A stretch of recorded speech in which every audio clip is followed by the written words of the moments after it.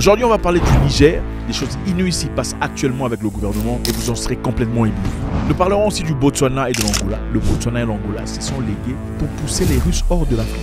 Choquant, n'est-ce pas? Incroyable.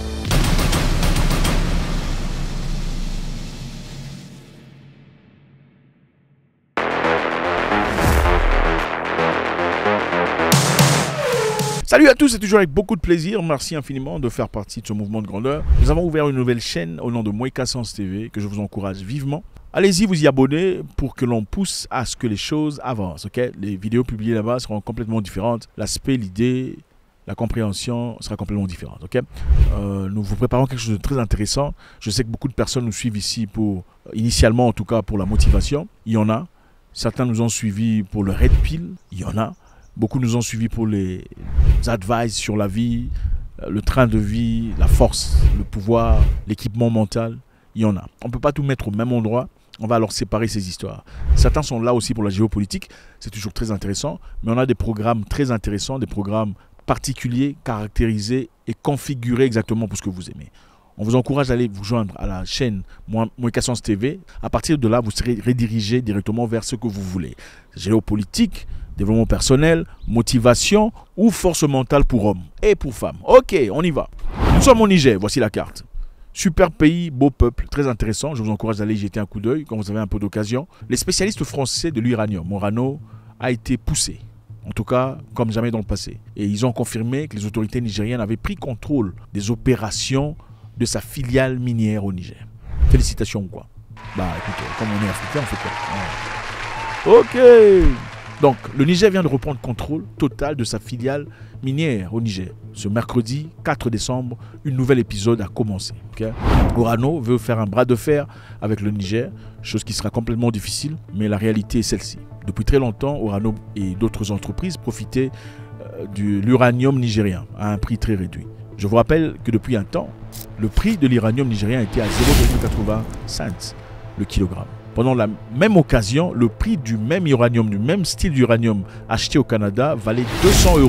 Donc pour les Nigériens, on payait 0,80 et pour les Canadiens, on payait 200 €. Cela démontre très clairement comment on pense de vous, hein, ce qu'on ressent à votre égard. Quand on respecte une personne, la façon de le traiter est très évidente. Quand on ne la respecte pas, la façon de la traiter est très évidente. On vous rappelle qu'au Nigeria, il y avait un président qu'on appelait Mohamed Bazoum, qui n'est plus, évidemment, plus président, mais qui coopérait de manière facile avec l'Europe. Et c'est à travers lui que les Européens, en l'occurrence la France, profitaient de l'uranium nigérien. Et la France ainsi devint le plus grand producteur d'électricité dans le monde, distribuant l'électricité à plusieurs pays, pendant que les Nigériens eux-mêmes vivaient dans le noir. Et cette chose n'a pas été bien conçue, maintenant elle va changer. Je vous rappelle aussi à un temps donné, le Niger faisait venir l'électricité venant du Nigeria. Donc le Niger achetait son électricité, en tout cas une partie de son électricité au Nigeria, malgré que le Niger a autant d'uranium. Ok, alors depuis plusieurs mois, Orano alerte sur les ingérences, voilà comment il les appelle, les ingérences qu'ils subissent du gouvernement. Et depuis là, on comprend que c'est une stratégie qui avait bien été établie par le gouvernement nigérien.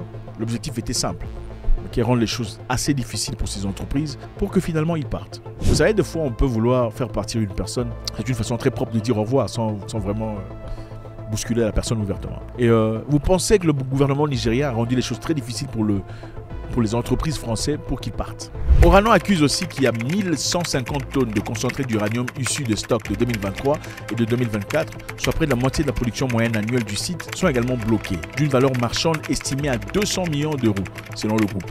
200 millions d'euros dont le capital est détenu à 90% par l'État français. Donc Orano, en réalité, quelque part, l'État français joue un rôle très important dans cette histoire. Le Niger a bloqué à hauteur de 200 millions d'euros la production d'Orano, d'après Orano. Reste à confirmer par le gouvernement nigérien. Alors qu'est-ce qu'on dit? Félicitations au Niger ou quoi? D'avoir cherché par tous les moyens de récupérer ce qui leur est dû. N'est-il pas temps que le peuple nigérien profite de ce que leur a été conféré par le Créateur?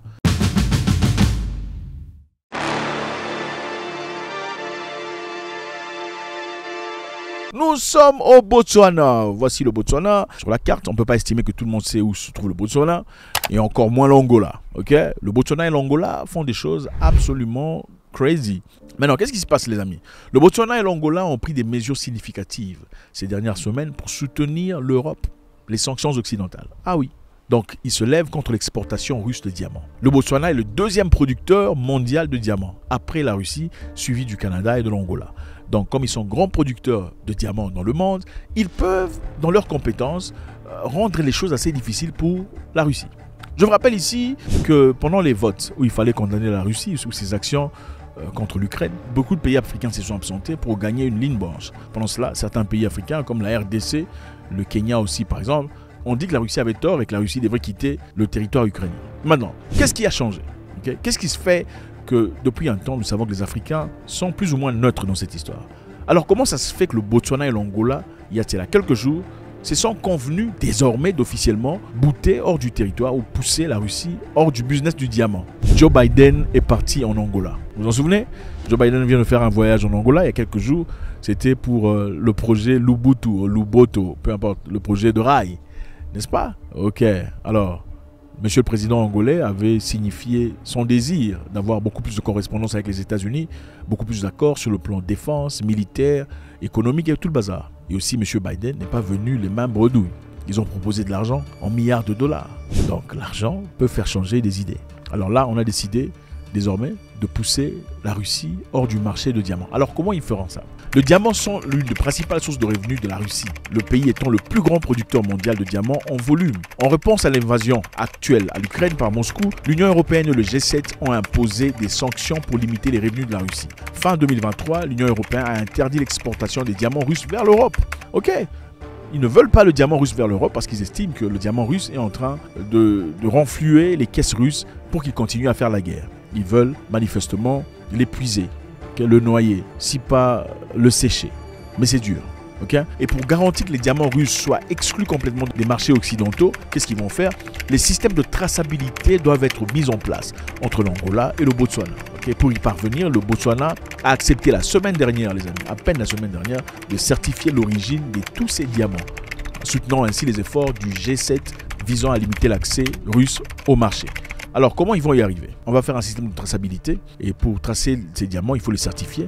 Certifier les diamants bruts, qui compte commencer à le faire en 2025 avec un système développé en partenariat avec Antwerp, okay, en partenariat avec la Belgique. Les Africains avec les Belges vont combattre les Russes. Okay. Le système attribuera des numéros aux expéditions. Donc, chaque expédition aura un numéro. Ceci empêchera ainsi le mélange avec les diamants russes dans les principaux centres commerciaux, comme à Dubaï par exemple, ou dans des centres de polissage. C'est-à-dire, on veut chercher un moyen par lequel bloquer les diamants russes hors du commerce, pensant ou espérant qu'en faisant cela, ça empêcherait les Russes à continuer leur guerre. Et comme vous l'avez bien constaté, les deux pays africains se sont désormais associés avec l'Occident pour se lever contre la Russie. C'est intéressant. Mais je pense que chacun peut faire ses amitiés, chacun a le droit de choisir ses partenaires. Mais je pense que l'histoire est très importante. Pour savoir ce que quelqu'un fera dans le futur, il faudrait bien regarder ce qu'il a déjà fait dans le passé, n'est-ce pas? Ça joue un rôle capital. Dans le passé, nous savons ce que les États-Unis ont fait. Okay? On a vu en Irak, on a vu en Syrie, on a vu en Afghanistan et tout le bazar. Okay?